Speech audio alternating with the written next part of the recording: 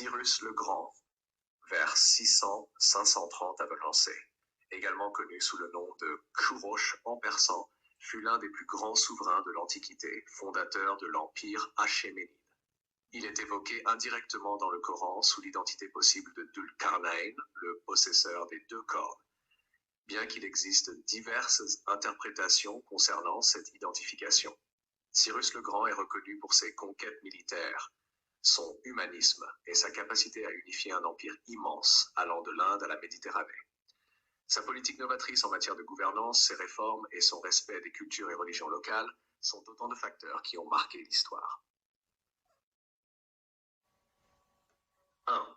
Origine et ascension. Cyrus naît dans une famille royale en Perse, l'actuel Iran, vers 600 avant Jésus. Fils de Cambyse hier, roi d'Anshan, il hérite du trône et commence à unifier les tribus perses sous son autorité. Il conquiert rapidement le royaume des Mèdes en 550 avant JC, qu'il intègre à son empire, jetant ainsi les bases de l'empire achéménide. Sa renommée en tant que roi juste et sage s'étend rapidement, notamment grâce à sa stratégie qui allie puissance militaire et diplomatie. 2. Conquête militaire et expansion de l'empire. L'un des aspects les plus marquants de la carrière de Cyrus fut la rapidité avec laquelle il réussit à bâtir un immense empire. Voici quelques-unes de ses réalisations militaires. Conquête de la Lydie. En 546 avant José, Cyrus vainc Crésus, roi de Lydie, en actuelle Turquie, célèbre pour sa richesse. Cette victoire permet à Cyrus d'étendre son empire vers l'Asie mineure. Conquête de Babylone. En 539 à Frangis et Fry, Cyrus entre dans la légende en conquérant la Babylonie sans presque aucun combat.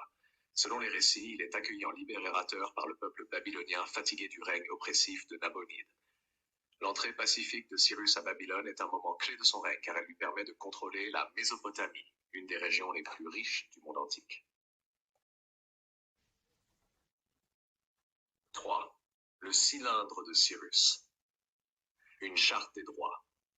L'une des réalisations les plus célèbres de Cyrus est le cylindre de Cyrus, un document en cunéiforme découvert à Babylone, souvent considéré comme la première déclaration des droits de l'homme. Ce cylindre, daté de 539 avant José, proclame que Cyrus a libéré les peuples opprimés par les rois précédents et qu'il a permis aux peuples déportés de retourner dans leur patrie tout en garantissant la liberté religieuse. Un exemple célèbre de cette politique est son décret qui permit aux Juifs exilés à Babylone de retourner à Jérusalem pour reconstruire leur temple, comme mentionné dans le livre d'Esdras dans la Bible. Pour cela, il est considéré comme un messie par les Juifs. 4. Dul-Qarnayn dans le Coran, Cyrus le Grand. L'une des figures coraniques qui est fréquemment associée à Cyrus est celle de Dul-Qarnayn.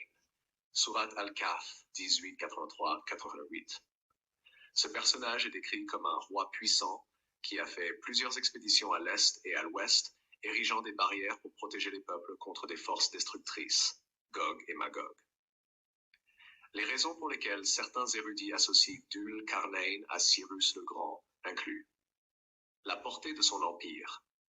Cyrus a gouverné un empire s'étendant de l'est à l'ouest, de la Perse jusqu'à l'Égypte et à la Méditerranée, correspondant aux expéditions de Dul-Qarnayn dans le Coran.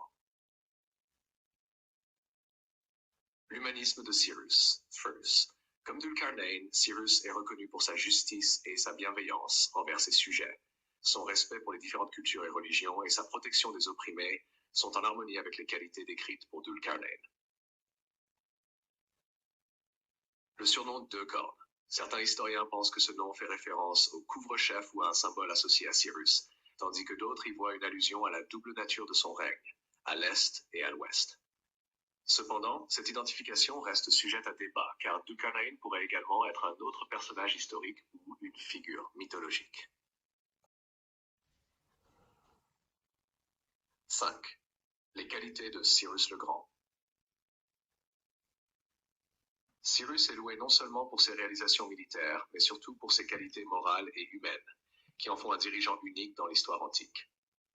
Tolérance religieuse.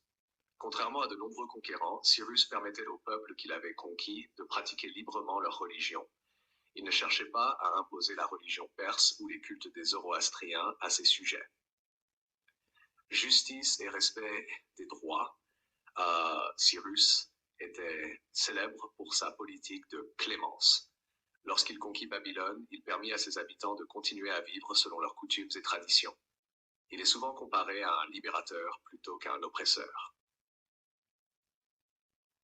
Compassion et humanité, son souci pour le bien-être de ses sujets était manifeste, que ce soit par sa politique de non-violence après ses conquêtes ou par les nombreuses réformes qu'il instaura pour améliorer la vie de ses citoyens.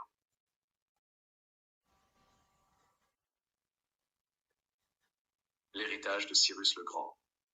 Cyrus meurt en 530 ab-JC en combattant les Massagètes, une tribu située au nord-est de son empire. Il est enterré à Pasargad, sa capitale, où son tombeau existe encore aujourd'hui. Son héritage s'étend bien au-delà de ses conquêtes militaires. Son modèle de gouvernance, basé sur la tolérance, le respect des diversités culturelles et la justice, a inspiré des générations de dirigeants allant de Alexandre le Grand à des personnalités modernes.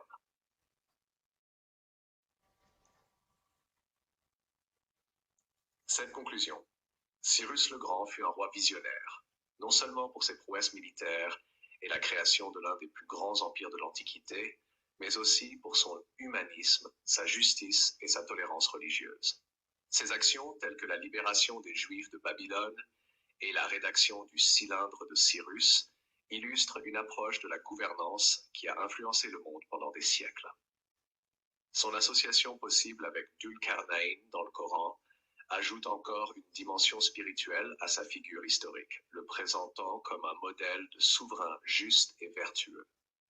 L'histoire de Cyrus continue de fasciner, car elle est non seulement celle d'un grand conquérant, mais aussi celle d'un homme qui, dans un monde souvent marqué par la violence et l'oppression, a montré que le pouvoir pouvait être exercé avec compassion et équité.